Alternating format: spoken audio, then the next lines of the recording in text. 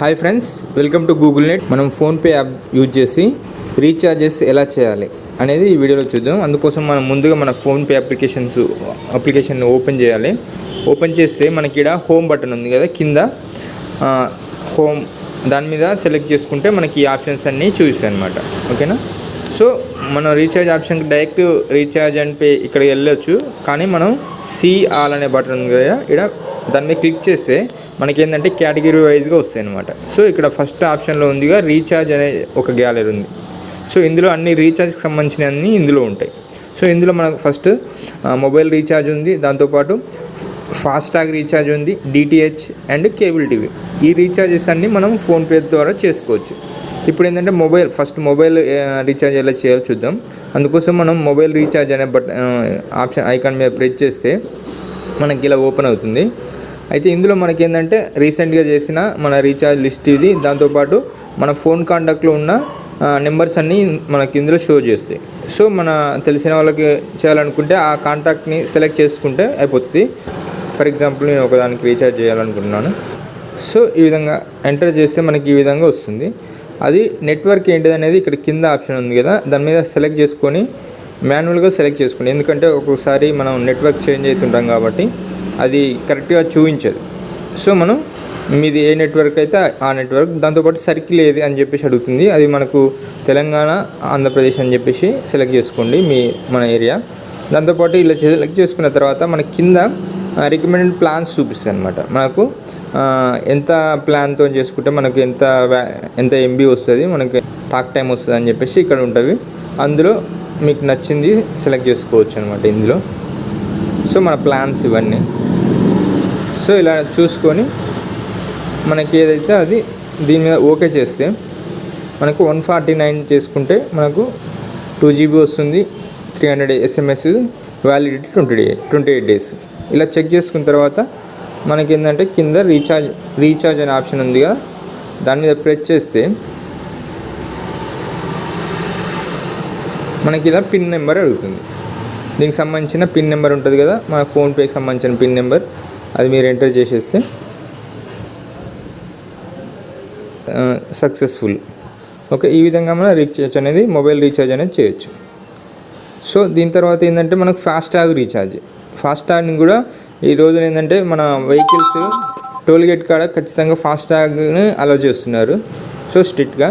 So మనం FASTag recharge ఎలా చేసుకోవాలంటే మనకి ఇందులో రీఛార్జ్ ఆప్షన్లో సెకండ్ ఆప్షన్ ఫాస్టాగ్ని సెలెక్ట్ చేసుకుంటే మనకి ఇక్కడ ఆల్రెడీ ఏమైనా చేసి ఉంటే మనకి ఇక్కడ సెలెక్ట్ అయ్యి, లేదు అంటే న్యూ వెహికల్ అనే కాడ మనం ప్రెస్ చేస్తే ఇప్పుడు మనకి ఇక్కడ Airtel payment bank, axis bank, bank of Baroda ఇవన్నీ ఏంటంటే ఫాస్టాగ్ సంబంధించిన అవి ప్రొవైడ్ చేస్తారనమాట. మనం ఏ బ్యాంక్ నుంచి అయితే ఫాస్టాగ్ తీసుకున్నామో ఆ బ్యాంకును ఫస్ట్ మనం సెలెక్ట్ చేసుకోవాలి. ఇందులో మనకు ICICI బ్యాంక్ నుంచి తీసుకుంటే ICICI బ్యాంక్ సెలెక్ట్ చేసుకొని వెహికల్ నెంబర్ ఎంటర్ చేయాలి. సో మీ వెహికల్ నెంబర్ ఎంటర్ చేస్తే ఆటోమేటిక్గా డీటెయిల్స్ అనేవి వస్తాయి. ఫర్ ఎగ్జాంపుల్ ఓకే, ఈ విధంగా ఎంటర్ చేసి కన్ఫర్మ్ అని ప్రెస్ చేసినట్లయితే మనకు కస్టమర్ నేము, దాంతోపాటు ఫాస్టాగ్ బ్యాలెన్స్ ఎంత అని చెప్పేసి అడుగుతుంది. మన ఇష్టం, మనం ఎంతైనా చేసుకోవచ్చు. సపోజ్ ఒక 200, 300, మనం ఎంత అంటే అంత మాన్యువల్గా ఒక 500 రూపీస్ మనం రీఛార్జ్ చేయాలనుకుంటే 500 ఎంటర్ చేసి పేమెంట్స్ డెబిట్, ఎక్కడి నుంచి డెబిట్ కావాలి మనకు, ఓకేనా, చేసి ఇలా సెలెక్ట్ చేసుకొని రీఛార్జ్ అనే బటన్ మీద ప్రెస్ చేస్తే మనకు పిన్ నెంబర్ అడుగుతుంది.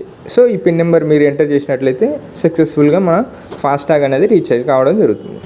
సో ఆ విధంగా ఫాస్టాగ్ అనేది రీఛార్జ్ చేసుకోవచ్చు. దాంతోపాటు DTH రీఛార్జ్ కూడా చేసుకోవచ్చు. మనం దీని నుండి DTH సంబంధించిన మనకు ఫోన్పే ద్వారా ప్రజెంట్ అయితే ఎయిర్టెల్ డిష్ చేసుకోవచ్చు, ఎయిర్టెల్ డిజిటల్ టీవీకి సంబంధించిన రీఛార్జ్ చేసుకోవచ్చు, dish, Sun Direct, Tata Sky, DTH. So ఇవన్నీ రీఛార్జ్లు మనం దీని ద్వారా చేసుకోవచ్చు. అందుకోసం ఫర్ ఎగ్జాంపుల్ ఎయిర్టెల్ డిష్ చేసుకున్నట్లయితే మనకి ఇక్కడ సబ్స్క్రైబర్ నెంబర్ అడుగుతుంది అనమాట. ఓకే, ఇన్కేస్ ఇది చేయాలనుకుంటే సబ్స్క్రైబర్ నెంబర్ అనేది మనకు వాళ్ళు ప్రొవైడ్ చేస్తారు. సో ఆ నెంబర్ ఎంటర్ చేసినట్లయితే మనం ఇక సబ్స్క్రైబర్ నెంబర్ మనం ఎంటర్ చేసి కన్ఫర్మ్ ప్రెస్ చేస్తే మనకు అమౌంట్ అనేది అడుగుతుంది. సో మనం ఎంటర్ చేసేటప్పుడు సబ్స్క్రైబర్ నెంబర్ అనేది కొంచెం జాగ్రత్తగా ఎంటర్ చేయాలి, ఎందుకంటే ఓన్లీ డిజిట్స్తోనే ఉంటుంది కాబట్టి మనం ఇన్ కేస్ మిస్ అయితే మన ప్రాబ్లం అవుతుంది. సో మనం కరెక్ట్గా ఎంటర్ చేసి అమౌంట్ ఎంత అని చెప్పేసి మనం ఎంటర్ చేసుకొని సేమ్ యాజ్ ఇట్ ఈస్ మన ఏ బ్యాంక్ నుంచి అయితే పే చేయాలనుకున్నామో ఆ బ్యాంకు సెలెక్ట్ చేసుకొని బిల్ పే అని ప్రెస్ చేస్తే మనకు పిన్ నెంబర్ అడుగుతుంది. పిన్ నెంబర్ ఎంటర్ చేసి సక్సెస్ఫుల్గా మనకు రీఛార్జ్ అనేది అవుతుంది. DTH అనేది రీఛార్జ్ చేసుకోవచ్చు సింపుల్గా. ఫైనల్గా వచ్చి కేబుల్ టీవీకి సంబంధించిన ఈ నెట్వర్క్ అయితే మనకు ప్రొవైడ్ చేస్తున్నారు.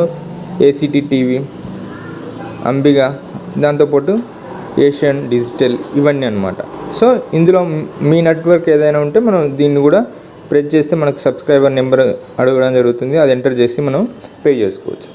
సో ఈ విధంగా మనం ఫోన్పే అప్లికేషన్ యూజ్ చేసి రీఛార్జెస్ అనేది వితిన్ 1 or 2 minutesలో మనం కంప్లీట్ చేసుకోవచ్చు. ఓకేనా ఫ్రెండ్స్? సో ఇలాంటి మరింత మంచి ఇన్ఫర్మేషన్ కోసం మన యూట్యూబ్ ఛానల్ని సబ్స్క్రైబ్ చేసుకోండి. అలాగే ఈ వీడియో మీకు నచ్చినట్లయితే లైక్ చేయండి, షేర్ చేయండి. ఓకేనా friends? Thank you very much.